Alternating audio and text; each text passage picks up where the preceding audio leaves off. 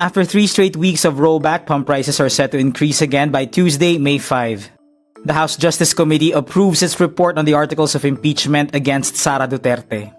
The Supreme Court voids a Duterte-era order removing Arthur Carandang as overall deputy ombudsman. Mayon volcano ashfall affects Albay residents.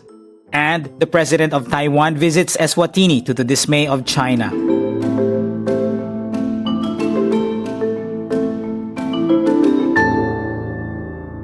Oil prices are expected to rise again starting Tuesday, May 5 after 3 straight weeks of diesel price rollbacks.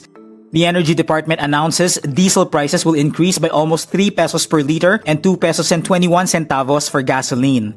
Meanwhile, kerosene will drop by at least 3 pesos and 53 centavos per liter. Diesel is expected to settle between nearly 80 pesos to 102 pesos and 16 centavos per liter, gasoline at least 74 pesos to 102 pesos and 20 centavos per liter, and kerosene at almost 125 pesos to 146 pesos and 46 centavos in Metro Manila from May 5 to 11. US President Donald Trump says the US will aid stranded ships in the Strait of Hormuz Monday, May 4. This as Iran tightens its grip on the crucial waterway over 2 months into the ongoing US-Israeli war on Iran. Trump says the operation is a humanitarian gesture for neutral countries with ships locked up in the strait. Trump says, "We have told these countries that we will guide their ships safely out of these restricted waterways so that they can freely and ably get on with their business." The House Justice Committee approves the report containing the resolution stipulating the articles of impeachment against Vice President Sara Duterte. A total of 55 lawmakers vote in favor of the report with no objections. The report consists of 4 articles of impeachment, a consolidation of the alleged offenses hurled at the Vice President in the 2 impeachment complaints. The report asks the impeachment court to declare Duterte guilty of all the offenses and to disqualify her from public office.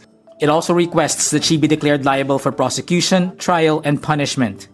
Monday's proceedings are considered a matter of formality as the panel already voted last week in favor of motions finding probable cause in the 2 separate complaints against Duterte. House Committee Chairperson Jinky Luistro says a plenary vote may be held as early as May 11, giving lawmakers a week to study the draft impeachment articles. The Supreme Court voids a Duterte-era Malacanang order that dismissed Arthur Carandang from his post as the overall deputy ombudsman. The court's 3rd division also voids the June 2019 ombudsman decision to implement the order and declare the post vacant. The SC ruled Carandang is entitled to receive the salaries corresponding to the period of his preventive suspension and dismissal. He is also entitled to his retirement benefits until his terms end. Carandang was supposed to retire in 2020. Duterte's office fired Carandang through an order on July 30, 2018. He allegedly disclosed unauthenticated documents on the bank transactions of Duterte and his family totaling 1 billion pesos, a charge Carandang denied. Thousands of residents in Albay are affected by the recent Mayon volcano ashfall Saturday, May 2. The impact of the ashfall reaches surrounding municipalities as far as San Pascual in Masbate. Officials say the number of evacuated residents is expected to increase.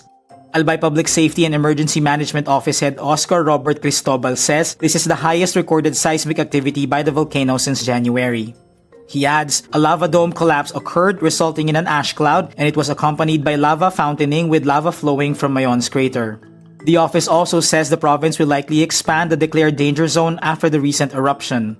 Local government units immediately launched relief and recovery operations to aid the victims of the ashfall, such as distributing face masks and clearing ash from covered establishments and roads. Taiwan President Lai Ching-te visits Eswatini, a small country in southern Africa, to the dismay of Beijing. Lai tells Eswatini's king Taiwan has a right to engage with the world and no country can stop that. Lai's office calls the trip a state visit. Beijing tried to stop the visit, condemning Lai as a, quote, rat. Last month, Taiwan said China had forced 3 Indian Ocean countries to pull overflight permission for Lai's aircraft to travel to Eswatini for the 40th anniversary of its king.